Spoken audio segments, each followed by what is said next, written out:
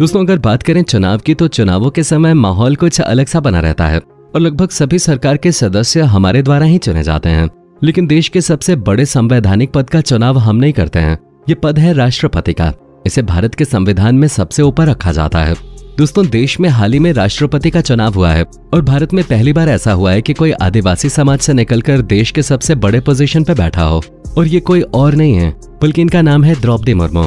दोस्तों आदिवासी जो अपनी संस्कृति, जंगल और प्रकृति को बचाने के लिए सदियों से लड़ रहे हैं, ऐसे में ये बात भी समझना जरूरी है कि कैसे द्रौपदी ने अपना सफर तय किया और उनके राष्ट्रपति बनने से क्या आदिवासियों के जीवन में कोई सुधार हो पाएगा। तो सबसे पहले द्रौपदी मुर्मू के जीवन के सफर पे एक नजर डालते हैं। दोस्तों द्रौपदी मुर्मू का जन्म 20 जून 1958 को ओडिशा के मयूरभंज जिले के बैदापोसी गांव में एक संथाल परिवार में हुआ था। उनके पिता का नाम बिरंची नारायण टोडो था। उनके दादा और उनके पिता दोनों ही उनके गांव के प्रधान के रूप में रहे, इसलिए उनके जीवन की कहानी बाकी आदिवासियों से थोड़ी बेहतर थे।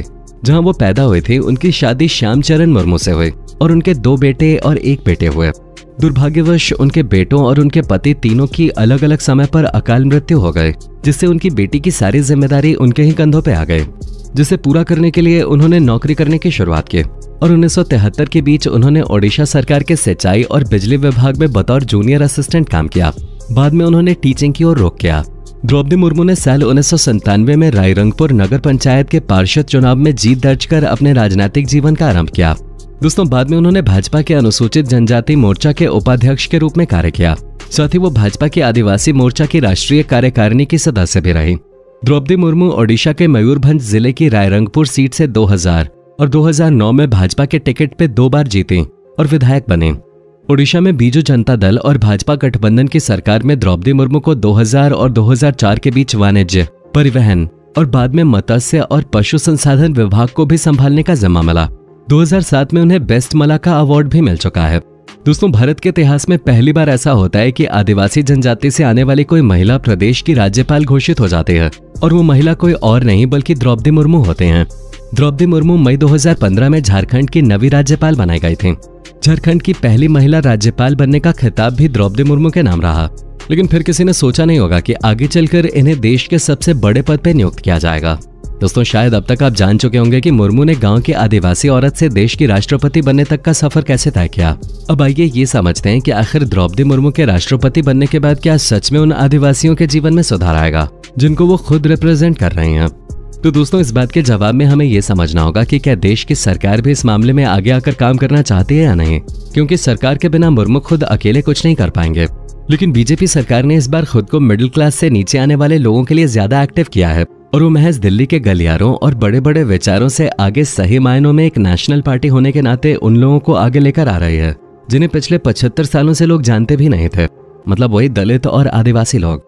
अगर सरकार में ऐसे लोगों की संख्या बढ़ती है तो सरकार का साथ देते हुए मुर्मू देश के साथ ही साथ अपने लोगों के डेवलपमेंट के लिए भी काम कर पाएंगे और जो भारत ही नहीं बल्कि पूरी दुनिया में नस्लीय भेदभाव और पिछड़ेपन के कारण लोगों को आगे नहीं आने दिया जाता, उसका विरोध होगा।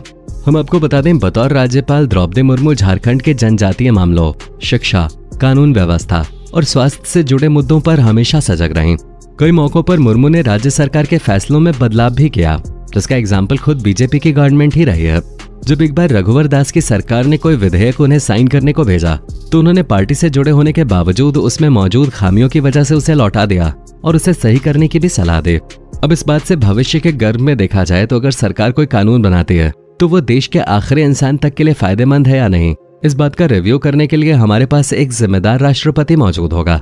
इसके अलावा ये बात तो हर तबके से देखी गई है कि जब कोई पिछड़े तबके का या समाज में जिसकी कम पहुंच है कुछ बड़ा कर दिखाता है तो लोग उसे और भी एक्सेप्ट करने लगते हैं और तो और बाकी के लोग भी उस जैसा बनने के प्रयास में आगे बढ़ जाते हैं। हम तो यही आशा करते हैं कि आने वाले सालों में आदिवासी लड़कियों की शिक्षा, डेवलपमेंट में भी इसका असर जरूर दिखाई देगा। लेकिन ये सभी बातें तो सरकार और मुर्मू के एक साथ मिलकर काम करने पे ही संभव हो पाएंगे।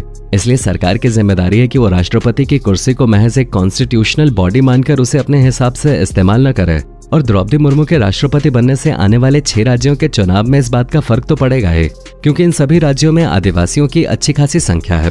अब देखना ये होगा कि क्या पूरी तस्वीर उसी तरह से बनेगी जिसकी अपेक्षा पूरा देश कर रहा है या फिर उसमें कुछ बदलाव होगा। आपको क्या लगता है कि राष्ट्रपति बनने से देश में कुछ बदलाव आएगा? कमेंट करके जरूर बताएं। दोस्तों उम्मीद करते हैं कि आपको वीडियो पसंद आया होगा और अगर हाँ तो वीडियो को लाइक कर दीजिएगा साथ ही इसी तरह की इंटरेस्टिंग वीडियोस के लिए हमारे चैनल को सब्सक्राइब जरूर कर लें। दोस्तों आज के लिए फिलहाल इतना ही, मिलते हैं नेक्स्ट टाइम नई वीडियो के साथ। धन्यवाद।